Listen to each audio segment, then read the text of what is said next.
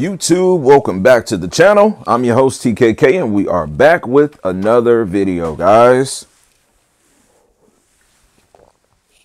We are back. It is morning time Tuesday as I'm filming this, and I just recently took delivery of the first 32-inch QD-OLED gaming monitor. My game room is an absolute mess.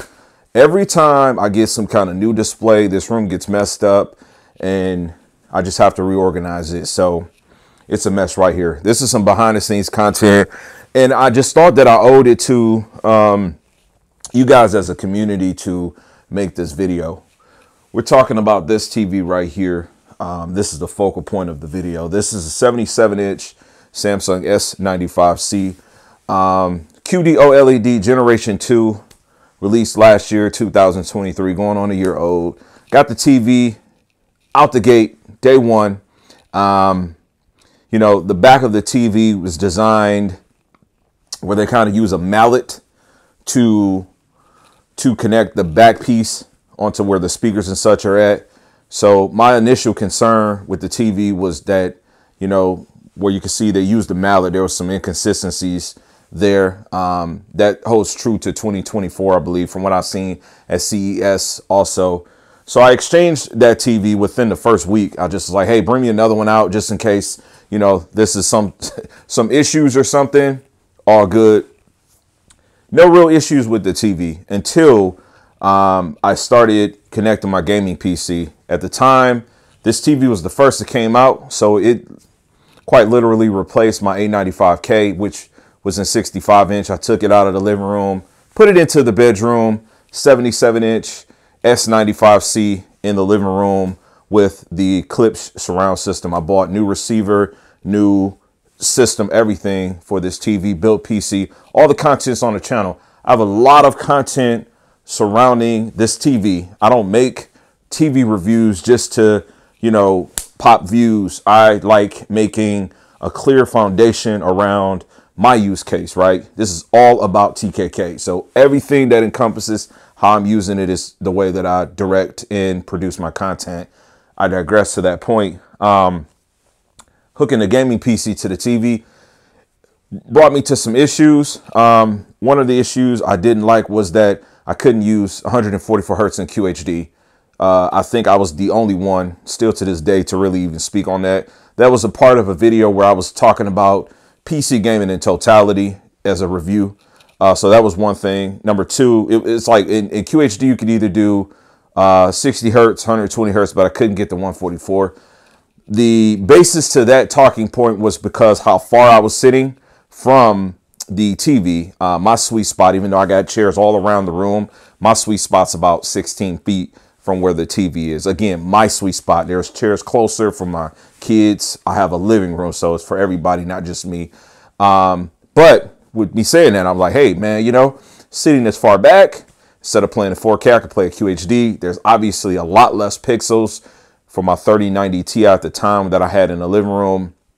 I was like, damn, it'd be nice if I could play QHD and 144 hertz. That's not an option. So again, just science behind fact finding. And the second issue I started running into was these intermittent drops. This was typically happening in the space of 4K at 60 plus refresh rate. So 60 or 100 or 144 hertz, whatever. Anything beyond 60, native 4K raw. Didn't matter if I was using deep learning super sample, that's an NVIDIA software or not. I was having these intermittent blackout issues. Now, there's been shorts, there's been videos I've made around this. And I actually had the same issue on the S90C at the time where I had the 255 inches in this room. So it was an issue I had with S90C, and it remained to be the same issue that I had with 95C. Now, I am going to say this, a lot of people that play with these TVs in the space don't play with the same kind of hardware. So there doesn't appear to be a lot of experience around PC gaming with these TVs, right? And so I kind of seen that as an opening for me. And so that's the opening I went into because I'm pretty enthusiastic with PC gaming also. Anyway, so blackout issues continued. I ended up obviously getting the A95L That's in the living room. Boom, that's the master TV right now. So bam, this is the game room. I figured this was the best game room TV, just in all totality with what it brings. And so here we are, right? The funny thing about this, which kind of inspired me to make this rant, if you will, or this talking point video. People love to eat up the word rant because they love to channel in that you're obsessed or upset or anything like that. I was talking to Lady Hera, and so I had set her up on this thing, and then I brought her back to the 32-inch. This is a 32-inch Samsung Neo G8. Excuse me, the energy drink is good. This is a Ghost sour watermelon warheads. This is freaking phenomenal. Good burp. But so I put her on this monitor, right, with RTX 4090, 12900K i9 processor, all the bells and whistles, man. We're maxed out here, right? That monitor is the first 4K 240 hertz monitor. And so I go to, because I'm moving things around. Again, this is the whole story. I say, hey, well, I'm going to go ahead and hook your PC up so whenever you come by the game room, whatever, you know what I'm saying, you'll be able to play on the big screen again. On this side of the room, I got my arcade cabinets. I'll card in the short. I showed this room. It's pretty fly.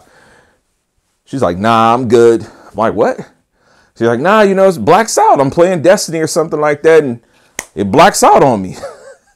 I thought it was the funniest thing just because, and that conversation the other day was literally the foundation of me wanting to make this video, because I'm getting ready to move this TV out of here. I'm actually going to be moving my 77-inch G2 back in here. I feel like it's more of a better suited game room TV, just because, number one, I do play on PC. Number two, it works. There's no issues. This TV is a great TV. I've been brand ambassador for the brand. Obviously, I buy high-end monitors, $1,500 monitor, $4,500 TV. I've been stomping on all kind of Samsung stuff, stomping in a good way, going towards is what I mean, stumping towards in a good way for a very long time. And so while I don't hate the brand, this TV just has been a pain in my ass, period, you know, in my use case, playing fighting games, playing shooting games. You know, I get so many positive suggestions from people, things you guys have done, this and that. You know, let's just be conscious that I'm a part of the reason why people are more conscious that there is that issue. And because I review my stuff the way that I do, like, I don't believe in just buying it and just throwing settings and just boom, this is what I think of it. True reviews come from realistic use cases. Okay. This started off as the TV that was the TV of the year. And I was like, hey, this is going to be all encompassed. But I started seeing issues as I used it in my most beloved way, which is PC gaming. And so just, you know, these inconsistent blackout issues with this TV has just made it like one of my most frustrating experiences with buying a TV. Now, nothing against the brand. And if I didn't already mention, I got the first QD-OLED gaming monitor. I think I said it in the beginning of this video. So we're going to be doing some comparisons of that after I'm done shooting this. I'm going to go ahead and start cleaning my room and getting it set up so I can compare that monitor to this monitor, right? But this thing has just been a freaking pain. I think this is a great TV. I don't think this TV compares to the A95L in the space of if you're looking for that overall package. Now, this TV costs a little bit more than the S90C for reasons of like audio, but if you're not conscious of that, I think the S90C and 77-inch is really the TV that you look for if you feel like you want the Samsung. If you like the One Connect design with this, great, it looks good. And to be honest with you, outside of having no Dolby Vision, which really hasn't worked great on a lot of options in 2023, I think this is a phenomenal TV for the space of you being, you know, watching movies and doing some gaming. That stuff is cool too. But the gaming side of it, especially if you're gravitating towards some of the PC centric features like 144 hertz, just has not been a great experience for me. That is just the truth, the absolute truth.